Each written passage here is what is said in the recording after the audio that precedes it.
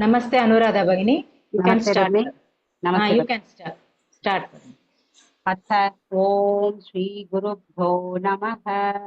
अथ श्रीमन्नारायणीयम् त्रयस्त्रिंशत्तमं दशकम् अम्बरीषोपाख्यानम् पैवस्वताख्यमनुपुत्रनभागजातनाभागनामक नरेन्द्रसुतोऽम्बरीशः सप्तार्णवावृतमहीदयितोऽपि रेमे त्वत्सङ्गिषु त्वयि च मग्नमनाः सदैव त्वत्प्रीतये सकलमेव वितन्वतोऽस्य भक्त्यैव देव न चिरादभृताः प्रसादम् येनास्य याचनमृतेऽप्यभिरक्षणार्थम् चक्रं भवान् प्रविततारसहस्रधारम् सत्त्वादशी व्रतमथो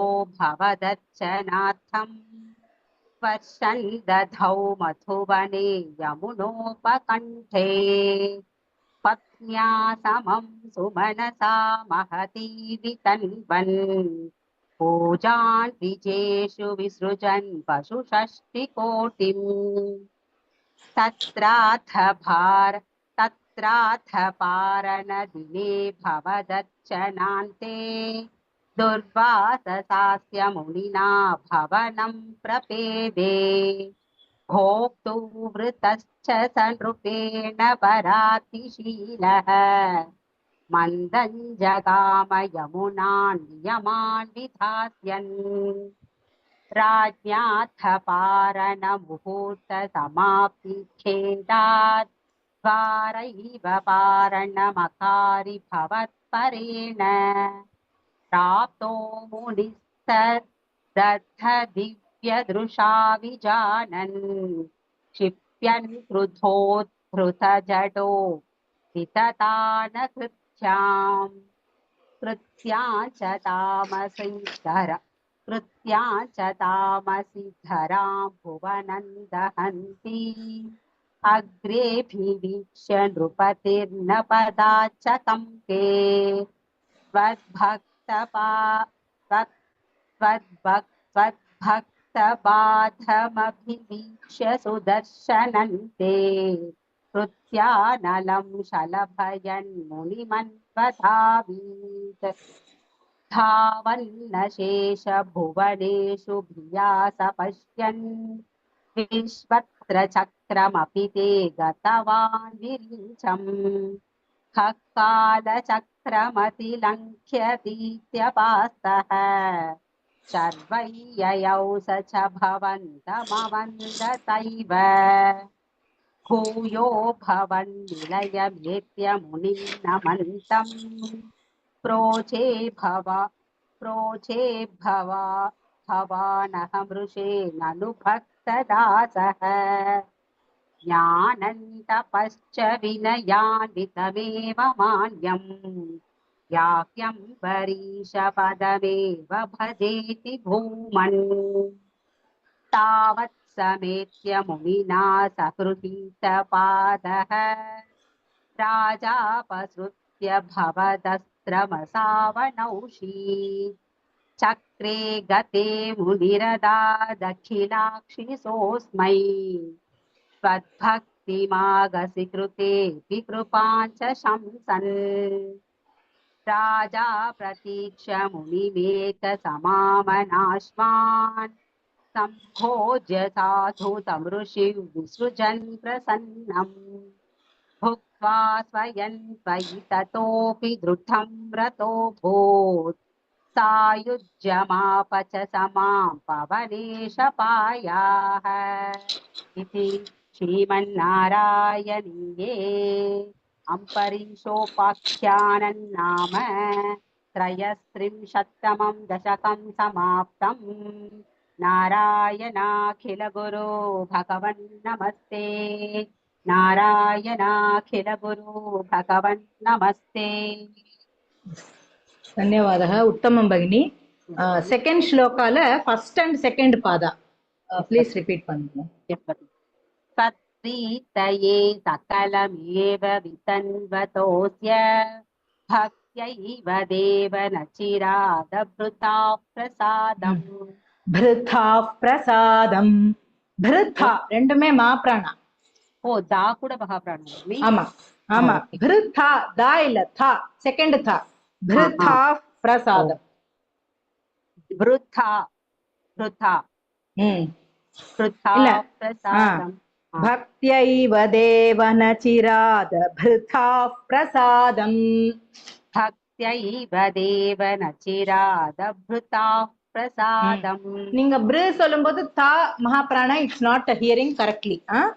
okay again repeat again. Yes yes భగిని. భక్త్యైవ దేవన చిరాదభృతా ప్రసాదం. ఎస్ இப்ப కరెక్ట్ భగిని. నెక్స్ట్ 7th శ్లోకాల థర్డ్ పాద. Third one. ప్రోచే భవానహమృషే నను భక్తదాసః. இல்ல 7th శ్లోకాల. ఓకే 7th ல థర్డ్. సారీ. కాల చక్రమతి లంఘయతీత్యపాస్తః. లంఘయ is correct. Yes. Next 9th శ్లోకాల థర్డ్ పాద. Third one. చక్రే గతే మునిరదాఖిలాశిషోస్మై. శిశోస్మై కరెక్ట్. అవ్వడదాం భగిని. ధన్యవాదాలు. ధన్యవాదాలు.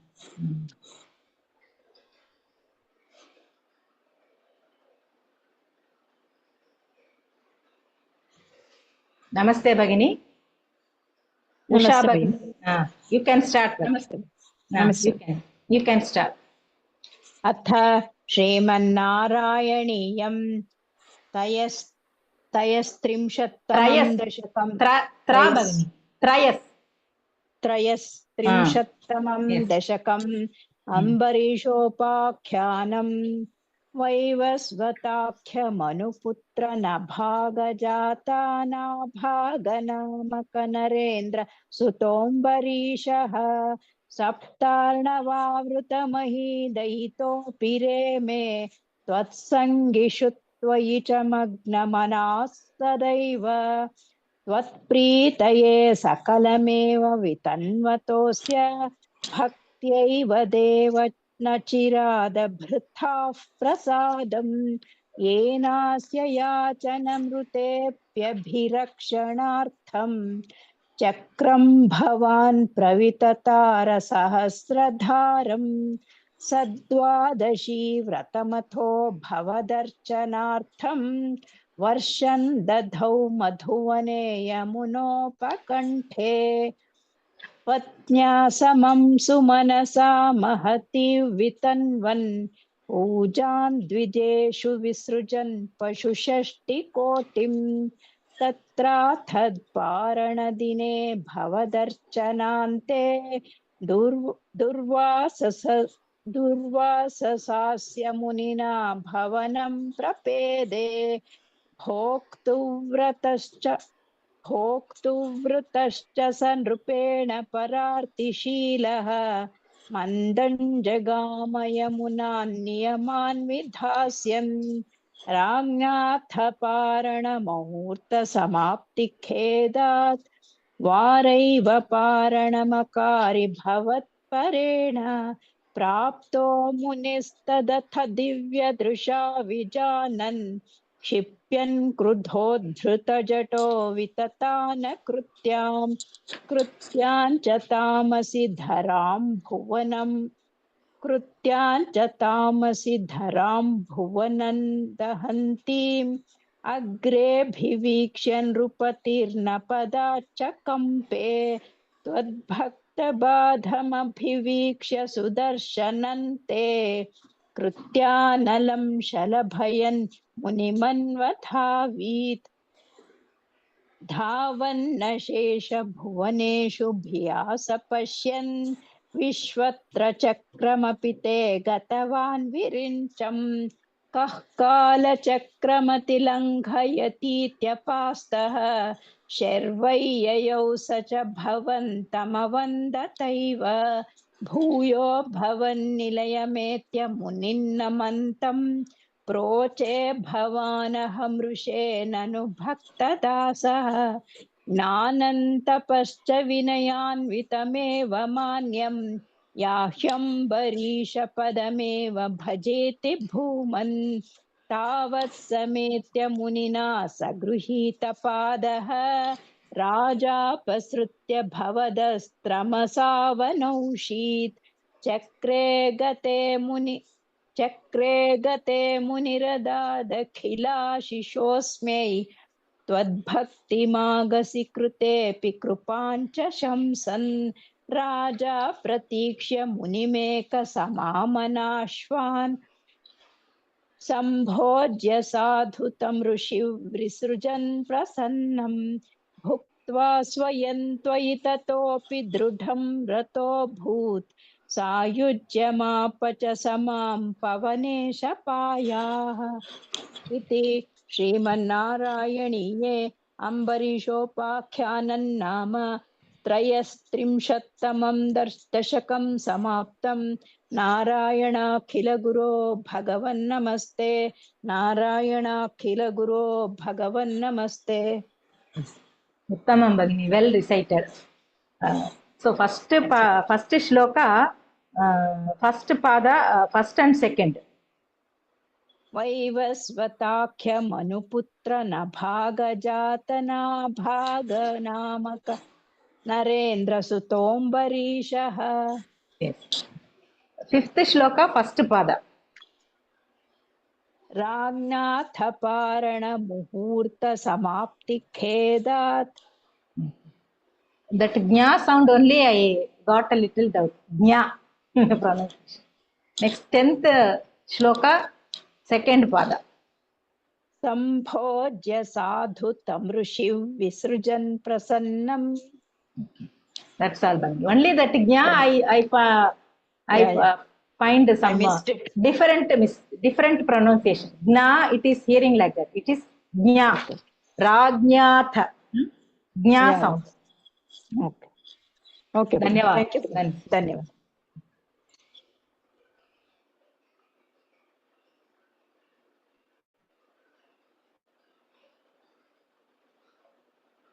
Bhagini, shall I recite? Mine is third. Now, 1 minute.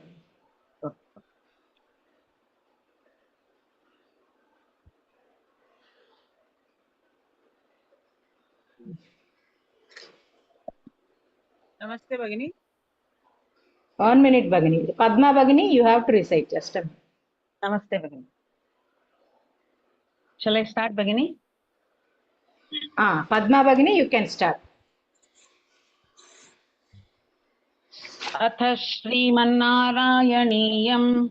त्रयस्त्रिंशत्तमं दशकम् अम्बरीषोपाख्याननम् Pakhyanam only. Pakhyanam. अम्बरीषोपाख्यानम् वैवस्वताख्यमनुपुत्रनभागजातानाभागनामक नरेन्द्र सुतोऽम्बरीशः सप्तार्णवावृतमहीदयितोऽपि रेमे त्वत्सङ्गिषु त्वयि च मग्नमनास्त्वदैव त्वत्प्रीतये सकलमेव वितन्वतोऽस्य भक्त्यैव देव न चिरादभृता प्रसादम् येनात्ययाचनमृतेऽप्यभिरक्षणार्थ चक्रं भवान् प्रविततारसहस्रधारम् सद्वादशी व्रतमथो भवदर्चनार्थं वर्षं दधौ मधुवने यमुनोपकण्ठे पत्न्या समं सुमनसा महितवितन्वन् पूजान् द्विजेषु विसृजन् वसुषष्टिकोटिम्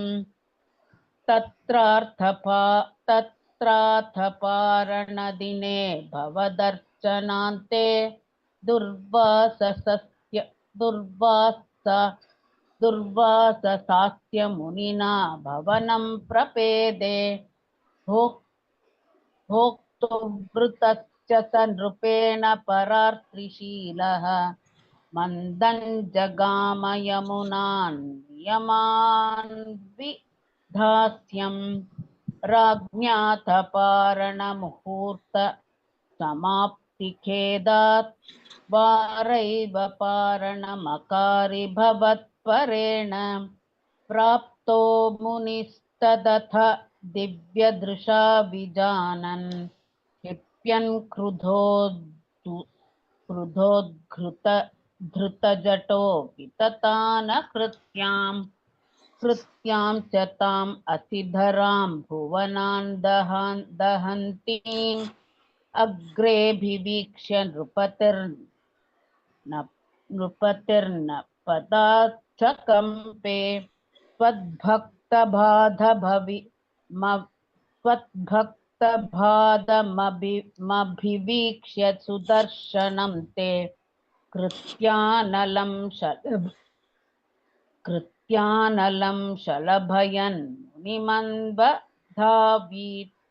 धावन्नशेषभुवनेषु भियास पश्यन् विश्वत्र चक्रमपि ते गतवान् विरिञ्चम् कक्कालचक्रमतिलङ्घयतीत्यपास्तः चर्वैययौ स च भवन्तमवन्दतैव भूयो भवन्निलयमेत्य मुनिन्नमन्तं प्रोचे भवानमहर्षे ननु भक्तदासः ज्ञानं तपश्च विनयान्वितमेव मान्यं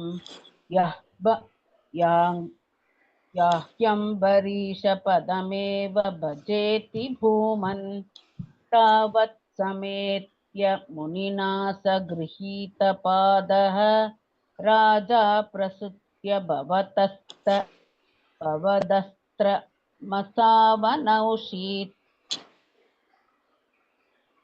चक्रे गते मुनिरदाधखिलाशिषोऽस्मै त्वद्भक्तिमागसि कृतेऽपि कृपां च शंसन् राजा प्रतीक्ष्य मुनिमेकसमामनास्वान् सम्भोज्य साधु तमृषि विसृजन् प्रसन्नं भुक्त्वा स्वयं त्वयि ततोऽपि दृढं व्रतोऽभूत् सायुज्यमाप च पवनेशपाय इति श्रीमन्नारायणीये अम्बरीशोपाख्यानन्नाम त्रयस्त्रिंशत्तमं दशकं समाप्तं नारायणाखिलगुरो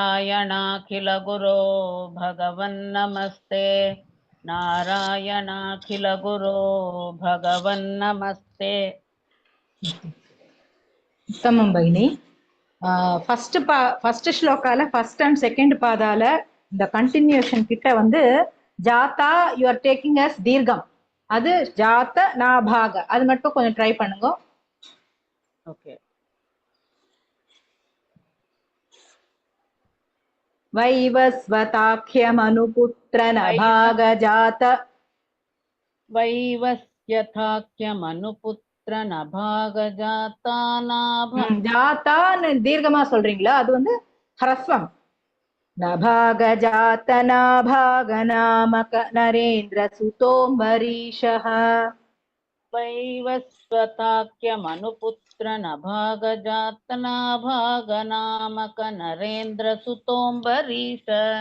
எஸ், ரீஷः அங்க விசர்க்கம் இருக்கு. நெக்ஸ்ட் செகண்ட் ஸ்லோகால தேர்ட் பாதா. येनास्य याचनमृतेऽप्यभिरक्षणार्थं மகாரம் கரண்ட் இல்லாதனால கொஞ்சம் ஓகே, இப்ப கரெக்டா மக்கார மழை இதுக்கு படிச்சிங்க, கரெக்டா இருக்கு. நெக்ஸ்ட் தேர்ட் ஸ்லோகா தேர்ட் பாதா. பத்ன்யா சமம் சுமனசா மஹதி விதன்வன். Okay, next fourth shloka fourth பாதா. மந்தன் ஜகாம யமுனான் நியமான் விதாஸ்யன். சாரி, இங்க இன் இருக்கு. வைதாஸ்யம் இல்ல, விதாஸ்யன். Okay okay. నెక్స్ట్ 6th శ్లోకాల ఫస్ట్. कृत्यां च ताम् असिधरां भुवनं दहन्तीं இது கிருத்தியாம் ச தாமம் சிதரம். அது ஸ்ப்ளிட் பண்ணாம ஃபுல்லா படிக்கணும். கிருத்தியாஞ்ச அனுஸ்வார ரூல். கிருத்தியாஞ்ச தாமசிதராம். कृत्यां च ताम् असिधरां भुवनं दहन्तीं நீ கிருத்தியாம் ச சொல்றீங்கல்ல, கிருத்தியாஞ்ச அனுஸ்வார ரூல். கிருத்தியாஞ்ச ஆஞ்ச. ताम् असिधरां भुवनं दहन्तीं அசிதராம் ஸ்ப்ளிட் பண்ணாதீங்க, ஃபுல்லா கண்டினியூ கம்பைன் பண்ணி படிக்கணும். கிருத்தியாஞ்ச தாமசிதராம். ओके. कृत्यां च ताम् असिधरां भुवनं दहन्तीं. ஓகே. அது ஸ்ப்ளிட் பண்ணக்கூடாது, பிளஸ் அனுஸ்வார ரூலோட படிக்கணும். அது ஒண்ணுதான் கரெக்ஷன் அதுல. நெக்ஸ்ட் 8th శ్లోకాల సెకండ్ పాద. प्रोचे भवानहमृषे ननु भक्तदासः అండ్ థర్డ్ పాద. ज्ञानन्तपश्च विनयान्वितमेव मान्यम्. ఓకే. 9th శ్లోకాల సెకండ్ పాద. राजापसृत्य भवदस्त्र मसावनौषीत्. ఫోర్త్ పాద అదే ఇదిలా. त्वद्भक्तिमागसि कृतेऽपि कृपां च शंसन्. கிருபாம் சன் இம்மோட படிக்கிறீங்க இல்லையா, அது மகாரம். அனுஸ்வார ரூல் மாத்தி கிருபாஞ்ச சம்சன். त्वद्भक्तिमागसि कृतेऽपि कृपां च शंसन्. शंसन्.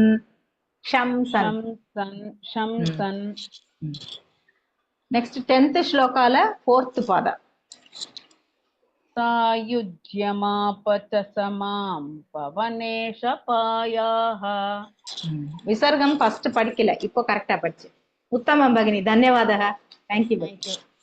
కరెంట్ ఇల్లదనాల కొంచెం శ్రమమా పడుతుంది. Okay, no problem. నైస్.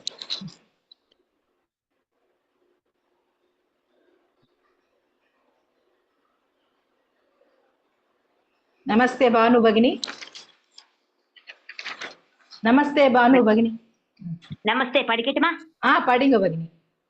अथ श्रीमन्नारायणीयं त्रयस्त्रिंशत्तमं दशकम् अम्बरीषोपाख्यानम् वैवस्वताख्यमनुपुत्रनभागजात नाभागनामक नरेन्द्रसुतोऽम्बरीषः सप्तार्णवावृतमहीदयितोऽपि रेमे त्वत्सङ्गिषु त्वयि समग्नमनाः सदैव त्वत्प्रीतये सकलमेव वितन्वतोऽस्य भक्त्यैव देव न चिरादभृताः प्रसादम् एनास्य याचनमृतेभ्यभिरक्षणार्थं चक्रं भवान् प्रविततार सहस्रधारम् स द्वादशी व्रतमथो भवदर्चनार्थं वर्षं ददौ मधुवने यमुनोपकण्ठे पत्न्या समं सुमनसा महतीं वितन्वन् पूजान् द्विजेषु विसृजन् पशुषष्टिकोटिम् तत्राथ पारणदिने भवदर्चनान्ते दुर्वाससास्य मुनिना भवनं प्रपेदे भोक्तुं वृतश्च स नृपेण परार्तिशीलः मन्दं जगाम यमुनान् नियमान् विधास्यन् राज्ञार्थ पारण मुहूर्त समाप्ति खेदात् वारैव पारणमकारि भवत्परेण प्राप्तो मुनिस्तदथ दिव्यदृशा विजानन् क्षिप्यन् क्रुधोद्धृतजटो विततान कृत्याञ्च तामसीधरां भुवनं दहन्तीम् अग्रेभिरीक्ष्य नृपतेर्न पदाच्च कम्पे रक्तबाधमभिवीक्ष्य सुदर्शनन्ते कृत्यानलं शलभयन्मुनिमन्वधास्वीत् धावन्नशेष भुवनेषु भिया स पश्यन् विश्वत्र चक्रमपि ते गतवान् विरिञ्चम् विश्वत्र चक्रमपि ते गतवान् विरिञ्चम् खः कालचक्रमति लङ्घयतीत्यपास्तः शर्मय्ययौ स अवदन्तैव भूयो भवन्निलयमेत्य मुनिन्नमन्तं प्रोचे भवानहं ऋषे ननु भक्तदासः ज्ञानन्तपश्च विनयान्वितमेव मान्यं या हम्बरीश पदमेव भजेति भूमन् तावत् समेत्य मुनिना स गृहीतपादः राजापसृत्य भवदस्त्रमसावनौषीत् चक्रे गते मुनिरदादखिलाशिषोऽस्मै त्वद्भक्तिमागसि कृतेऽपि कृपां च संसन् राजा प्रतीक्ष्य मुनिमेकसमामनाश्वान् सम्भोज्य साधु तं ऋषिवृसृजन् प्रसन्नं भुक्त्वा स्वयं त्वयि ततोऽपि दृढं रतोऽभूत् सायुज्यमाप च स मां पवनेश पायाः इति श्रीमन्नारायणीये अम्बरीषोपाख्यानं नाम 33तमं दशकं समाप्तं। नारायणाखिल गुरो भगवन् नमस्ते। नारायणाखिल गुरो भगवन् नमस्ते. ಧನ್ಯವಾದ ಭಗಿನಿ. ಅದೇ ಸ್ಪೀಡ್ தான், அதே ஸ்பீட்.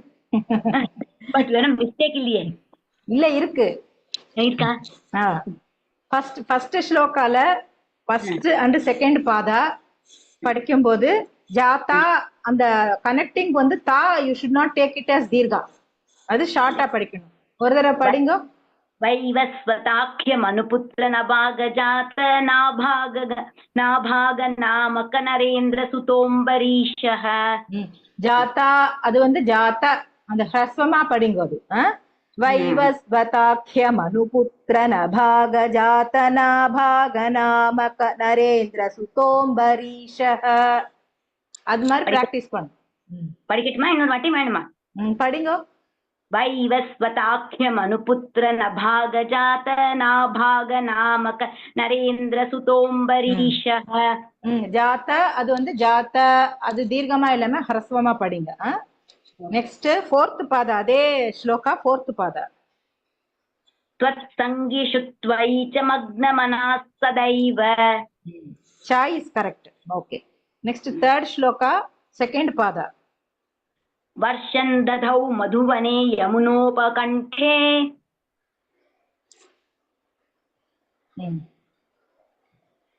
वर्षं दधौ मधुवने.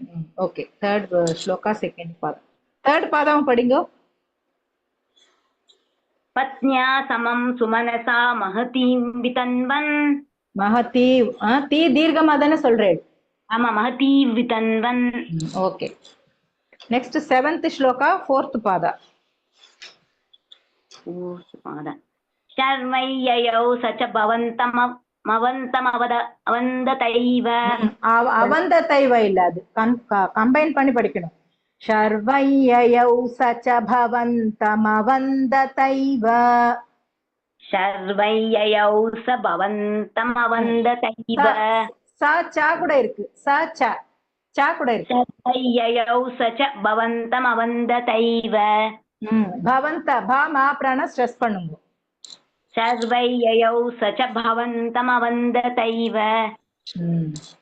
नेक्स्ट 8th श्लोका 4th पादा. या हम्बरीश पदमेव भजेति भूमन्. हम्बरी ले ह्यम्बरी. या ह्या ह्या ह्या அது யா அது வந்து ஹா மட்டும் கேக்குறது, யா கேக்கல. யா ஹ்யம்பரீஷ. या ह्यम्बरीश पदमेव भजेति भूमन्. இதுதான் கரெக்ட். அந்த ஹ்யா படிக்கும்போது சம்யுக்த அக்ஷரம்ல இட் இஸ் ஒன்லி ஹா ஹியரிங், யா கேக்கல. அந்த ஸ்பீட்ல போட்டு யா உள்ள முழுங்கிடுது. அதான் ஸ்பீடுல போக கூடாதுன்றது. நெக்ஸ்ட் 9th ஸ்லோகா 4th பாதா. Fourth one. त्वद्भक्तिमागसि कृतेऽपि कृपां च संसन्. ஷம்சன், சம்ஷன் இல்ல, शंसन न सन्. இல்ல, ஃபர்ஸ்ட் சா படிச்சேன், அப்புறமா ஷா படிச்சேன். இப்ப நிதானமா படிங்கோ, அந்த அந்த பாதா ஸ்லோவா படிங்கோ. त्वद्भक्तिमागसि कृतेऽपि कृपां च शंसन्. இப்ப கரெக்ட். கிருபாஞ்ச ஆஞ்ச கிருபாஞ்ச ஷம்சன். நீங்க ஸ்லோவா படிச்சாலே உங்களுக்கு அந்த எஃபெக்ட் தெரியும். உங்களுக்கு நீங்களே வந்து you can realise if you recite little slow. நான் படிச்சத ரெக்கார்ட் பண்ணத பாக்குறேன், அப்ப தெரியுது எவ்வளவு ஃபாஸ்டா படிக்கிறேன்னு. நெக்ஸ்ட் 10th ஸ்லோகால second and third. Second and third. संभोज साधु तं ऋषि विसृजन् प्रसन्नम्. अगेन भगिनी you are going too speed. மறுபடியும் படிங்க செகண்ட் பாதா. संभोज्य साधु तं ऋषि विसृजन् प्रसन्नम्. विसृजन இல்ல, visarjan. there is no r in v. Visarjan only. Visarjan பிரசன்னம். அது கரெக்ட் பண்ணிட்டேன். संभोज्य साधु तं ऋषि विसृजन् प्रसन्नम्. संभोज्य साधु तं ऋषि विसृजन् प्रसन्नम्. त्वयि ततोऽपि दृढं रथोऽभूत्. ஓகே ஓகே, அது அவ்வளவுதான் பகினி. ஜஸ்ட் பிராக்டிஸ், ஸ்பீடு கம்மியா பிராக்டிஸ் பண்ணுங்க. ஓகே பகினி, உங்களுக்கு தெரியும். இந்த 100 தசகம் முடியறதுக்குள்ள உங்க ஸ்பீடு குறைஞ்சி நீங்க நல்லா ஒரு பேஸ்ல படிக்கணும். நீங்க அது 100 வேண்டாம், 50 குள்ளேயே படிச்சுறேன். ஓகே, சூப்பர் பகினி, உத்தமம். धन्यवाद धन्यवाद.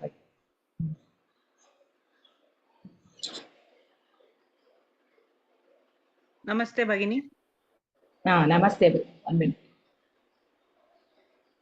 You can start भगिनी. अथ श्रीमन्नारायणीयं 33तमं दशकम् अम्बरीषोपाख्यानम्.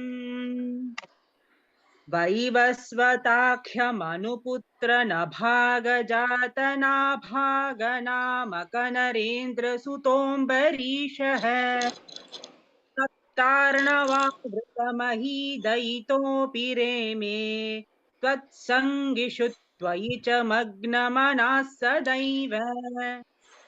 त्वत्प्रीतये सकलमेव वितन्वतोऽस्य भक्त्यैव देव न चिरादभृथाः प्रसादम्. येनास्य याचनमृतेऽप्यभिरक्षणार्थम् चक्रं भवान् प्रविततार सहस्रधारम्. सद्वादशी व्रतमथो भवदर्चनार्थम् वर्षं दधौ मधुवने यमुनोपकण्ठे. पत्न्या समं सुमनसा महती वितन्वन् पूजान् द्विजेषु विसृजन् पशुषष्टिकोटिम्. तत्राथ पारणदिने भवदर्चनान्ते दुर्वाससास्य मुनिना भवनं प्रपेदे. भोक्तुव्रतश्च स नृपेण परार्तिशीलः मन्दं जगाम यमुनान् नियमान् विधास्यन्. राज्ञाथ पारणमुहूर्तसमाप्तिखेदात् वारैव पारणमकारि भवत्परेण. प्राप्तो मुनिस्तदथ दिव्यदृशा विजानन् क्षिप्यन् क्रुधो धृतजटो विततान्न कृत्याञ्च तामसि धरां भुवनं दहन्तीम् अग्रेऽभिवीक्ष्य नृपतीर्नपदाच्च कम्पे. त्वद्भक्तबाधमभवीक्ष्य सुदर्शनन्ते कृत्यानलं शलभयन्मुनिमन्वधावीत्. धावन्नशेषभुवनेषु भिया स पश्यन् विश्वत्र चक्रमपि ते गतवान् विरिञ्चम्. कः कालचक्रमतिलङ्घयितो कः कालचक्रमतिलङ्घयतीत्यपास्तः शर्मय्ययौ स च भवन्तमवदन्त तैव भूयो भवन्निलयमेत्य मुनिन्नमन्तम् प्रोचे भवानहमृषेणनु भक्तदासः ज्ञानन्तपश्च विनयान्वितमेव मान्यम् याह्यम्बरीशपदमेव भजेति भूमन् तावत् समेत्य मुनिना सगृहीतपादः राजापसृत्य भवदस्त्रमसावनौषीत् चक्रे गते मुनिरदादखिलाशिषोऽस्मै त्वद्भक्तिमागसि कृतेऽपि कृपाञ्च शंसन् राजा प्रतीक्ष्य मुनिमेकसमामनाश्वान् सम्भोज्य साधु तमृषिं विसृजन् प्रसन्नम् भुक्त्वा स्वयं त्वयि ततोऽपि दृढं रतोऽभूत् सायुज्यमाप च समां पवनेशपायाः इति श्रीमन्नारायणीये अम्बरीषोपाख्यानं नाम त्रयस्त्रिंशत्तमं दशकं समाप्तं। नारायणाखिलगुरो भगवन्नमस्ते। नारायणाखिलगुरो भगवन्नमस्ते। उत्तमं भगिनी, नो करेक्शन्स्, वेरी नैस् रेसिटेशन्। धन्यवाद। धन्यवाद। नमस्ते भगिनी। ज्योति भगिनी। नमस्ते भगिनी। नमस्ते भगिनी। यस्, यू कैन स्टार्ट।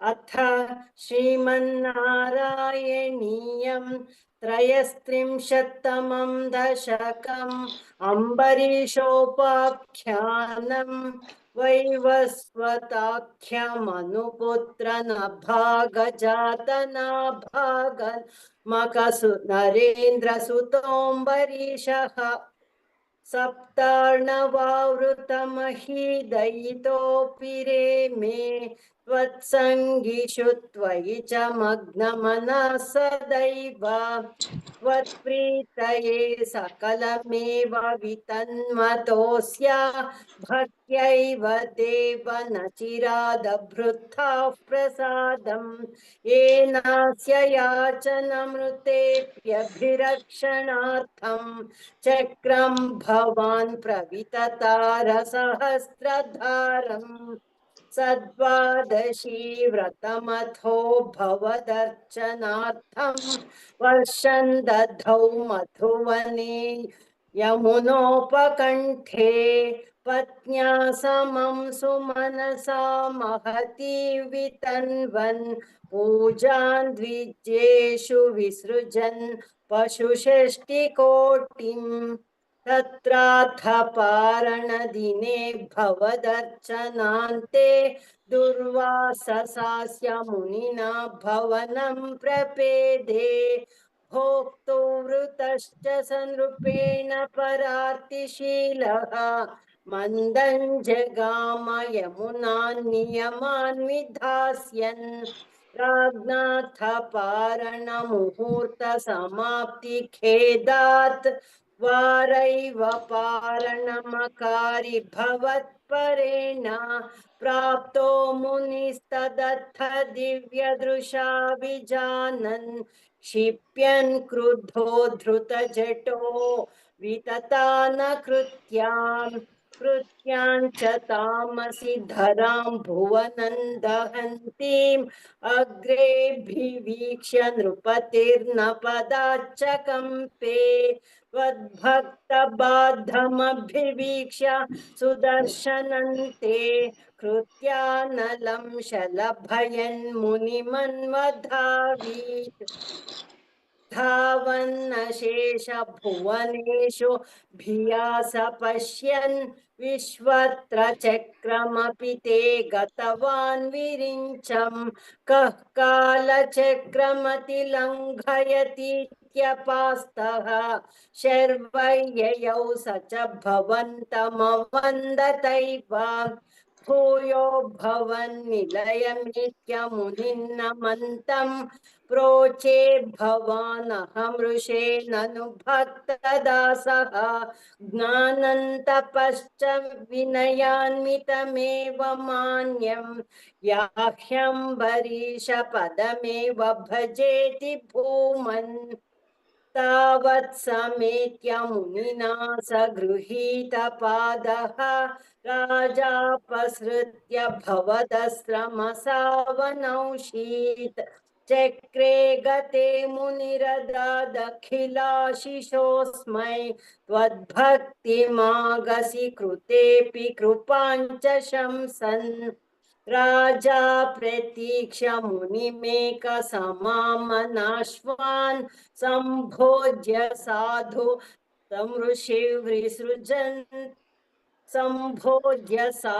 तं ऋषिर्विसृजन् प्रसन्नं भुक्त्वा स्वयं त्वयि ततोऽपि दृढं रतोऽभूत् सायुज्यमाप च समां पवनेशपायाः इति श्रीमन्नारायणीये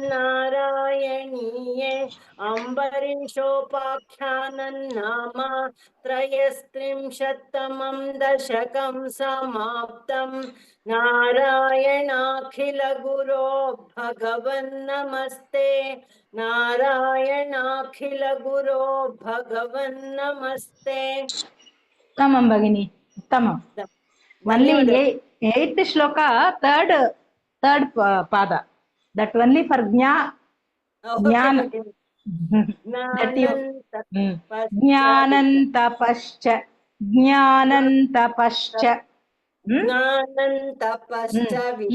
you are saying gnano gna it is gna that you please change the pronunciation of that letter alone gna sound okay bagini very otherwise very nice tam okay ಧನ್ಯವಾದ ಭಗಿನಿ ಧನ್ಯವಾದ ಭಗಿನಿ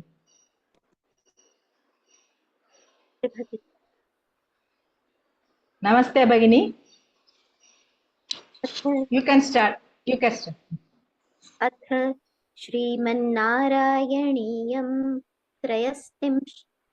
त्रयस्त्रिंशत्तमं दशकम् अम्बरीषोपाख्यानं वैवस्वताख्यमनुपुत्र नभागजातनाभागनामक नरेन्द्र सुतोऽम्बरीषः सप्तार्णवावृतमहीदयितोऽपि रेमे त्वत्सङ्गिषु त्वयि च मग्नमनाः सदैव त्वत्प्रीतये सकलमेव वितन्वतोऽस्य भक्त्यैव देव न चिरादभृताः प्रसादम् येनास्य याचनमृतेऽप्यभिरक्षणार्थम् चक्रं भवान् प्रविततारसहस्रधारम् तद्वादशी व्रतमथो भवदर्चनार्थं वर्षं दधौ मधुवने यमुनोपकण्ठे पत्न्या समं सुमनसा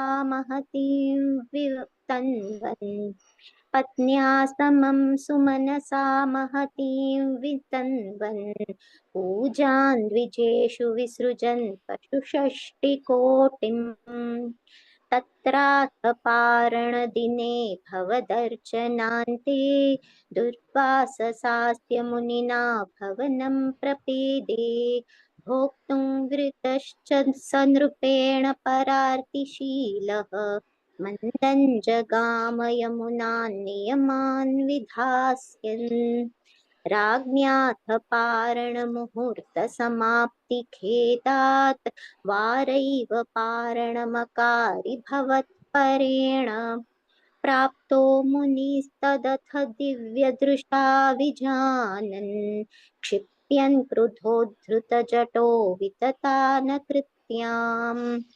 कृत्याञ्च तामसि धरां भुवनं दहन्तीम्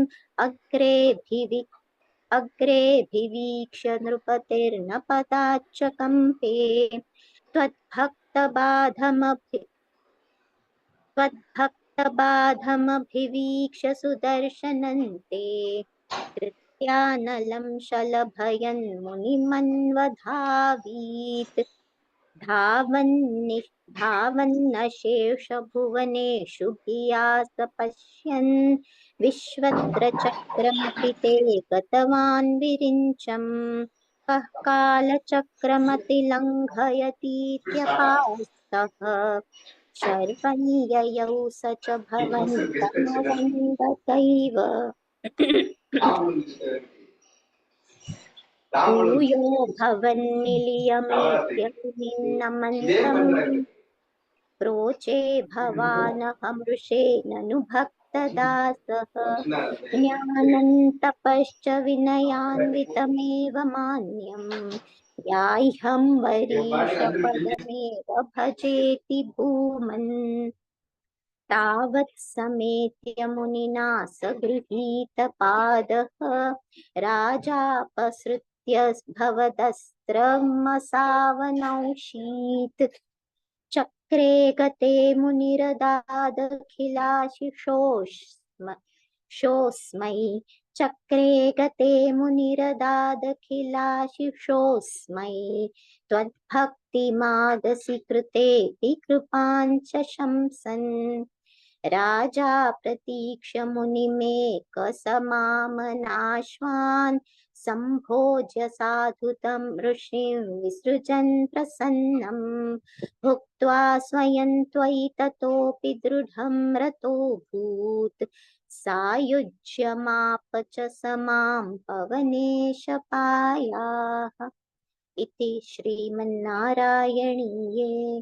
अम्बरीशोपाख्यानं नाम 33तमं दशकं समाप्तम् नारायणाखिलगुरो भगवन्नमस्ते नारायणाखिलगुरो भगवन्नमस्ते